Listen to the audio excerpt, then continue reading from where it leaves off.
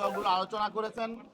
এর আগে আমি একটা বিষয় বলতে চাই যে আজকে জাতীয় ঐক্যমত্য কমিশনে আমরা লক্ষ্য করলাম ফেসিবাদ বিরোধী আন্দোলনের একটা বড় শক্তি বাংলাদেশের এখন একটা বড় রাজনৈতিক দল বাংলাদেশ জামাতে ইসলামী, তাদের প্রতিনিধি এখানে নেই।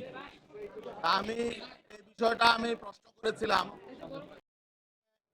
যারা রয়েছেন ঐক্যমত্য কমিশনের ভাইস চেয়ারম্যান এবং অন্যান্য প্রতিনিধিগণ, তাদের কাছে প্রশ্ন করেছিলাম যে জামাতে ইসলামী যেহেতু একটা গুরুত্বপূর্ণ রাজনৈতিক দল এবং তারা অতীতে প্রত্যেকটা মিটিংয়ে ছিলেন, তা আজকে তারা কেন নেই, তাদের প্রতিনিধি আজকে এখনো পর্যন্ত আমরা দেখতে পাচ্ছি না কেন? তো তারা জবাব দিলেন যে হয়তো তারা লাঞ্চের পরে আসবেন। কিন্তু আমরা আসলে অনলাইন মিডিয়ায় বিভিন্নভাবে দেখলাম যে তাদের একটা রিয়াকশনের কারণে তারা এখানে আসে নাই। তো আসলে আমরা বুঝতে পারবো লাঞ্চের পরে যদি তারা আসে তাহলে বুঝতে পারবো যে বিষয়টা স্বাভাবিক। আর যদি লাঞ্চের পরে জামাতে ইসলামের কোনো প্রতিনিধি না আসে তাহলে আমরা বুঝবো যে নিশ্চয়ই এখানে ভিন্ন কোনো কারণ আছে। যাই